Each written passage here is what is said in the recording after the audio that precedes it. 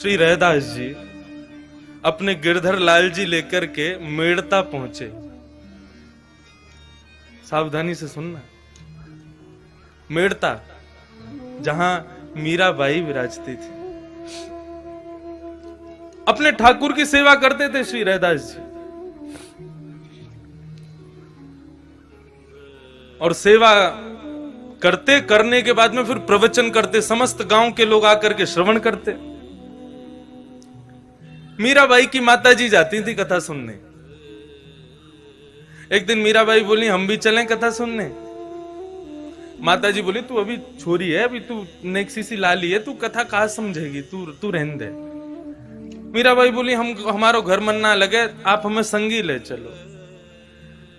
तो माताजी मीराबाई को संग लेकर के आ गए। अब मीराबाई प्रवचन सुन रही थी। प्रवचन सुनते ही उनकी दृष्टि पड़ी, पीछे विराज रहे हैं श्री गिरधर लाल, गिरधर गोपाल। मीराबाई ने जैसे ही उनको देखा, देखते ही मन में यह भाव उत्पन्न हुआ कि इनको तो शायद मैं जानती हूं, मेरा इनसे परिचय है। अपनी मां से पूछने लगी, मां ये कौन है, ये जो पीछे बांकी अदा में खड़े हैं, एक भुजा ऊपर करके खड़े हैं, ये कौन है? बोले, ये बाबा के अर्चावतार हैं, ये बाबा के सेव्य ठाकुर जी हैं। मीराबाई बोली, आप जरा इनको नाम पूछो ना, इनको नाम कहा है? बोले, अब कहा करे तू बाबा करे ना। बोले, नहीं मोकू कछु आभास है रहे हो है, आपने पूछो तो सही। मीराबाई की माताजी ने रैदास जी से पूछा, बाबा हमारी लाली जिज्ञासा कर रही है, आपके ठाकुर जी को नाम क्या है? रैदास जी बोले, गिरधर गोपाल। गिरधर गोपाल सुनते ही मीराबाई का हृदय का मयूर नृत्य करने लगा। रैदास जी के चरणों में प्रणाम किया और कहने लगी, आप इनको ये नाम गिरधर गोपाल कैसे पड़ा, मुझे बता सकते हैं?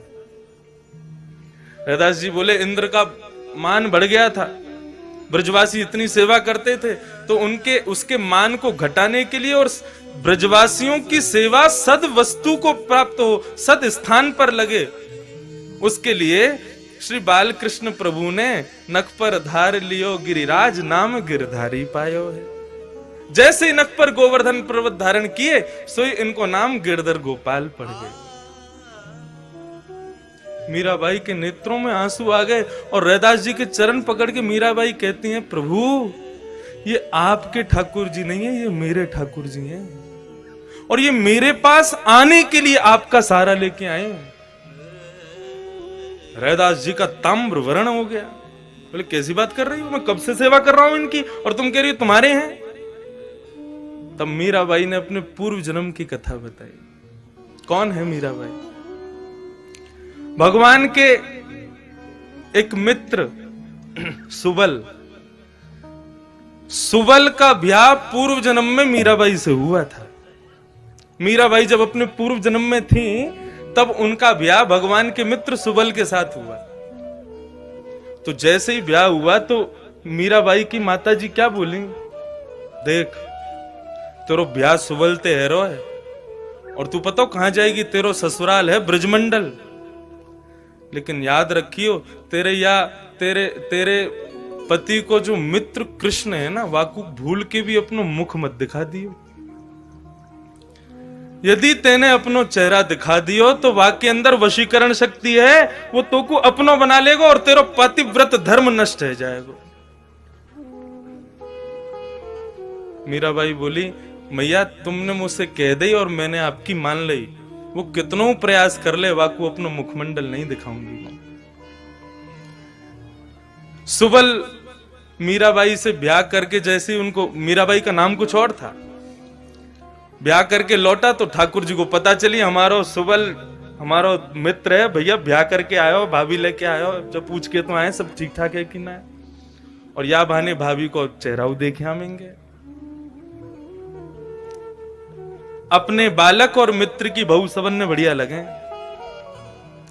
हमें अनुभव ना है, आप लोगों ने ज्यादा होगा। अब ठाकुर जी पहुंचे। सावधानी से सुनो, बड़ी बड़ी सुंदर कथा। अरे सुबल, आ गो भैया। बोले हाँ आ गए। कहाँ हो भैया इतने दिन आते? बोले ब्याह है गो है ना, तो अब गृह गृहस्थी बन गई है, वही में व्यस्त हो। अरे भैया ब्याह करे आयो ने, हमें दिखा दे अपनी बहू को मोड़ो। सुबल बोलो तू देवर है, वो तेरी भाभी है, अपने आप देख ले मोते काके। तो पालकी में बैठी थी मीराबाई और हमारे श्रीनाथ जी बाबा ऐसे पर्दा हटा के जैसे ही भीतर झांकने लगे, मीराबाई को पता चला ये वही बाल कृष्ण, तुरंत अपना मुंह ढक लिया। ठाकुर जी बोले भाभी जी ने एक अपना मुखमंडल दिखाए दो। मीराबाई ने मुंह खिला दिया, बोले नहीं दिखाएंगे। ठाकुर जी ने खूब अब आप सोचो, ठाकुर जी जाको मुख देखना चाहे, मीराबाई ने खूब मना किया, बोले हम अपना मुख नहीं दिखाएंगे।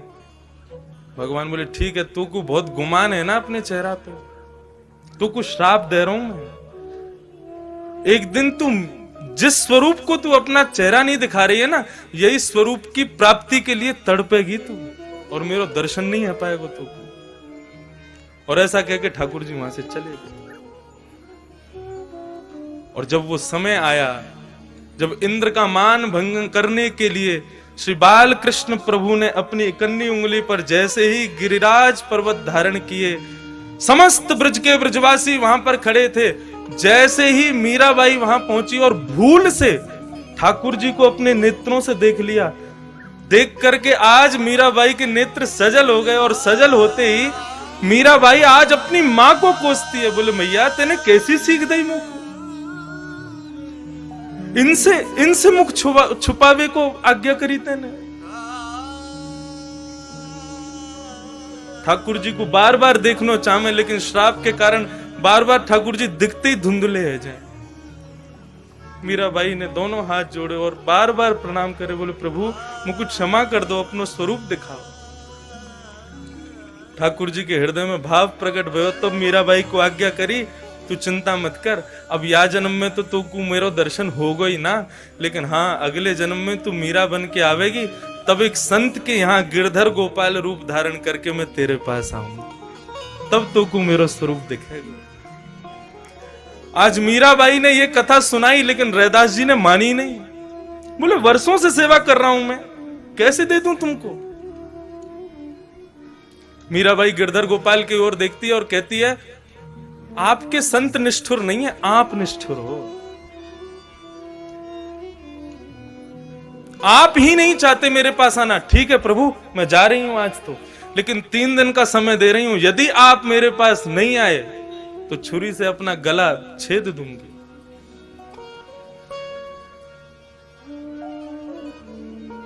चली गई मीराबाई। 3 दिन व्यतीत हुए। 3 दिन बाद जैसे ही ठाकुर जी नहीं आते दिखे मीराबाई को, तुरंत छुरी लेकर के अपने गले पर रख के बैठी, लेकिन मां ने बहुत याचना करके उनको रोक लिया। मां ने कहा ऐसे तू या प्रकार से अपने शरीर को दुष्प्रहार ना कर सके। मीराबाई बोली यदि आप ऐसे मुझे बचा लोगी तो मैं दूसरे कारण है मेरे पास, मैं जल छोड़ दूंगी, अन्न त्याग दूंगी यदि गिरधर गोपाल नहीं आए तो। शुष्क हो गया पूरा शरीर। ठाकुर जी से भी ये विरह देखा नहीं गया।